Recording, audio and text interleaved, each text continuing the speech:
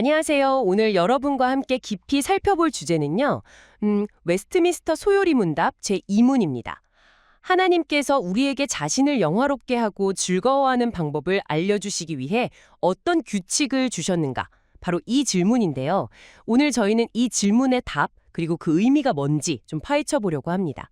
주어진 자료들을 보면서 이 규칙이 대체 뭐고 또 왜 유일한 규칙이라고 하는지 그걸 좀 명확하게 이해하는 게 목표입니다.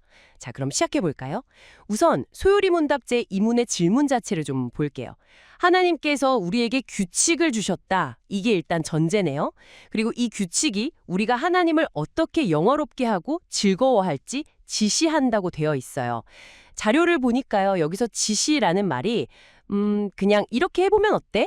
정도가 아니더라고요. 네, 맞아요. 뭔가 좀 더 따라야만 하는 그런 명령 같은 무게감이 실려 있다는 거죠. 내 맘대로가 아니라는 뜻이고요. 그렇습니다.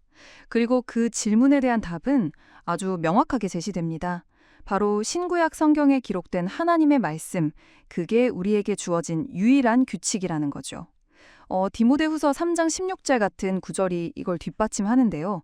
여기서 말하는 하나님의 말씀은 하나님께서 자신을 드러내시는 특별한 방법, 그러니까 특별 계시를 의미합니다. 성경이죠. 아, 특별 계시요.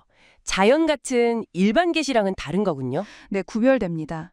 자연이나 이성으로 아는 것과는 다르게 성경이라는 구체적인 기록된 말씀을 통해서 직접 보여주시는 거죠. 그리고 그 하나님의 말씀이라는 게 구체적으로 성경 66권이다. 이 정도 분명히 짚고 넘어가야겠네요. 맞습니다. 자료에서도 외경이라든지 아니면 가끔 사람들이 말하는 직통계시 같은 거 있잖아요. 네네. 된 성경 말씀, 그게 기준이라는 겁니다.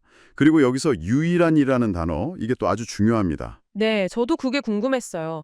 왜 유일한일까요? 세상에는 사람이 만든 규칙이나 지침들이 정말 많잖아요. 많죠. 도덕률도 있고 법도 있고. 네. 하지만 이 소요리 문답의 가르침에 따르면 다른 어떤 것도 아니고 오직 성경만이 하나님을 영화롭게 하고 즐거워하는 방법에 대한 절대적인 기준, 그 잣대, 캐넌이 된다는 겁니다. 오직 성경만이요? 네. 그런데 여기서 이제 흥미로운 질문이 생기는 거죠. 왜 사람들은 때때로 이 유일한 규칙을 따르기 어려워하거나 심지어 따르지 않으려고 할까요? 아, 바로 그 지점이 정말 흥미로운데요. 자료에서 그 이유를 설명하는 방식이 좀 독특했어요.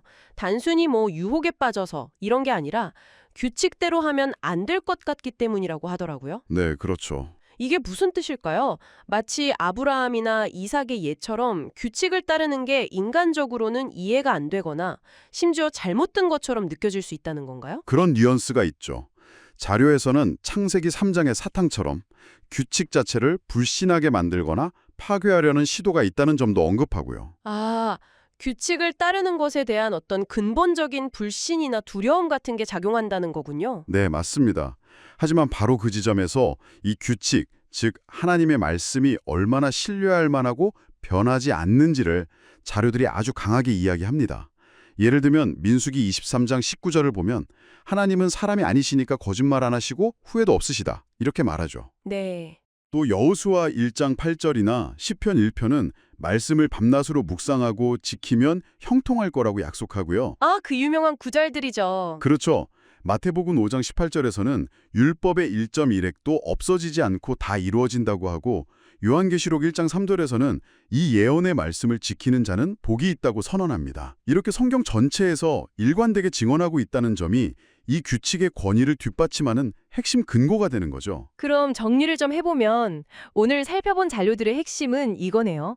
웨스트민스터 소요리 문답 제2문은 신구약 성경이 하나님을 영화롭게 하고 즐거워하는 방법을 배우는 데 있어서 유일하고 절대적인 권위를 가진 규칙이라는 것을 분명히 한다. 맞습니다. 중요한 건 단순히 성경의 규칙이다 이게 아니라 다른 어떤 인간적인 기준, 전통이나 개인적인 체험 같은 것들이 성경을 대체하거나 그와 동등한 위치에 설 수 없다는 그 유일성, 거기에 방점이 있는 것 같아요. 장악합니다. 이건 단순한 교리 문답을 넘어서는 거죠. 이 관점에서 보면 삶의 궁극적인 목적을 이루기 위한 가장 근본적인 지침으로 제시되는 셈입니다. 그렇다면 이 모든 내용이 이걸 듣고 계신 여러분께는 개인적으로 어떤 의미로 다가오시나요? 성경이 내 삶의 유일한 기준이 된다는 이 개념, 이걸 어떻게 받아들이고 계신가요? 마지막으로 한번 생각해볼 질문을 던져보겠습니다. 성경이 이렇게 유일한 규칙이고 때로는 따르기가 참 어렵다는 점까지 우리가 봤잖아요. 네. 이게 구체적으로 어떤 모습일 수 있을까요? 솔직히 오늘처럼 다들 바쁘고 정신없이 살아가는데 거의 이상적으로만 들릴 수도 있을 것 같거든요. 이 말씀을 오늘날 우리의 삶 속에서 실제로 살아낸다는 건 어떤 의미일지 한번 잠시 깊이 고민해 보시는 것도 좋겠습니다.